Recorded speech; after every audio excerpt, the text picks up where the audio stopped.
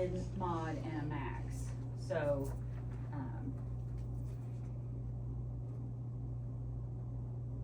you'll be doing like 3 versions of that stand pivot transfer with the 3 different types of assistance. So, remember that the Bobath, the head goes one way, right? So that head-hips relationship. So you have to remember that about the Bobath. It is for somebody that's dependent, because if they can get out of that position, they will. And then it makes it a scary transfer. It's supposed to be an easy transfer because it's supposed to be you using your body weight to move the patient. So again, this would be the patient's weak side. If you're using Bobath in particular, you want to go to the weak side. If this person is dependent and they are not somebody that you can handle in the Bobath manner, then you're going to go to the strong side and do a max stand pivot or a modified stand pivot max assist. Okay? So that's how you're going to choose. Like, you have to read your scenario. You have to decide what you can do as the therapist. That's what I'm going to rely on you to do when you're picking and choosing in your scenarios for practicals. You could say the patient would benefit from a Bobath to the weak side because it allows them to cross midline. It allows them to go to the side that they're having spatial awareness on, whatever their issue is. However, because I'm this size and they're that size, it's not safe. So I am going to choose and perform whichever one you choose. Okay? No one is asking you to do something that's not safe for you and not safe for the patient. And nobody is, I'm not asking you to do one that is incorrect. Because I don't, there's no point in you doing a transfer that's not the right transfer. So if you can't do a Bobath, it's okay. It's not the end of the world, but I do want to teach you the technique. Okay? Are actually going to be under the ischials. So you have to get them over far enough and have long enough arms or a long enough torso or long enough legs or a combination of all 3 to be able to get them over your hip bone and then underneath. So that's the problem, and that's the problem that a lot of people have with the Bobath transfer. From there, once you get them in that position and you lean back with them in that position, there should not be a lot of lifting. Even though it's a dependent transfer, that doesn't mean it's hard. Okay? That means the patient's not doing any of the work or less than 25% of the work, but that doesn't mean that it should feel hard for you. Mary Lou, who you met, who's like wonderful and all the things that are great and wonderful and good with the world, she did Bobath. She did NDT. She's the one that taught me. And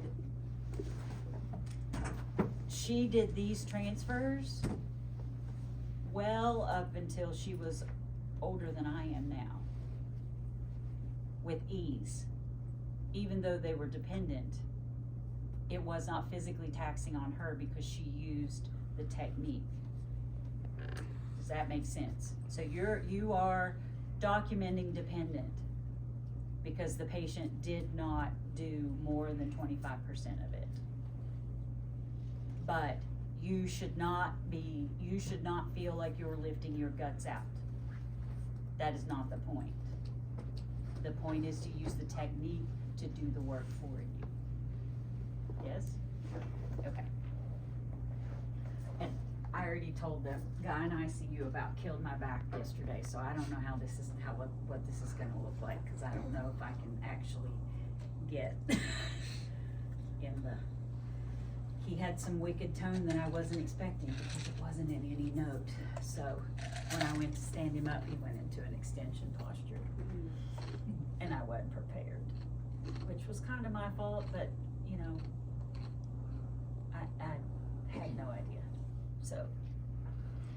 she's a little on the tender side this morning. Go over all the ways to get them out to the edge because I taught you the neuro way to begin with, the rocking the side to side, reciprocal scooting forward instead of the thrusting forward. So that's the neuro way. So we don't have to really go back over that again. So go ahead and yeah, scoot out and scoot forward. We do need the feet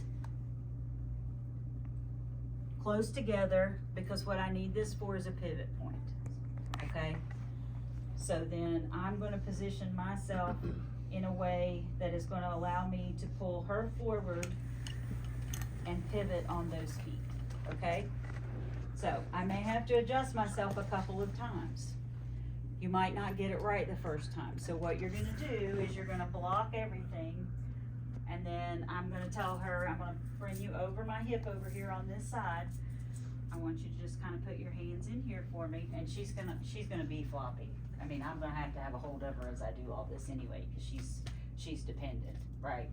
So, but I'm gonna explain to her that, you know, it might be scary. She's gonna lean way forward, but she's gonna have my body blocking her. And once we get her enough forward that her rear end clears the bed, then we're just gonna turn and sit over here in the wheelchair. And it should be fairly easy, okay? So, but I may get her over this way and go to get underneath here and realize that my feet aren't in the greatest position, right? So I may have to set her back up and then kind of readjust to where I can then lean her forward again and say, okay, that's it. Because her knees have to be blocked. Because her entire weight is coming on to my knees from her knees. And so sometimes when you lean them forward, they're gonna go, ah, that hurts my knees. And so you set them back up and you're like, okay, I'm sorry. My knees are really bony. Let me see if I can adjust out, and then I'll try to get like here on the tibial plateau on their knee instead of like the tibial tuberosity. Yeah? So sometimes you have to readjust. It's definitely not the end of the world, okay? You don't have to have everything positioned perfectly the first time in the wild. You certainly don't have to have it positioned perfectly the first time when you go to do it on the practical, okay? All right, so we've explained everything to her.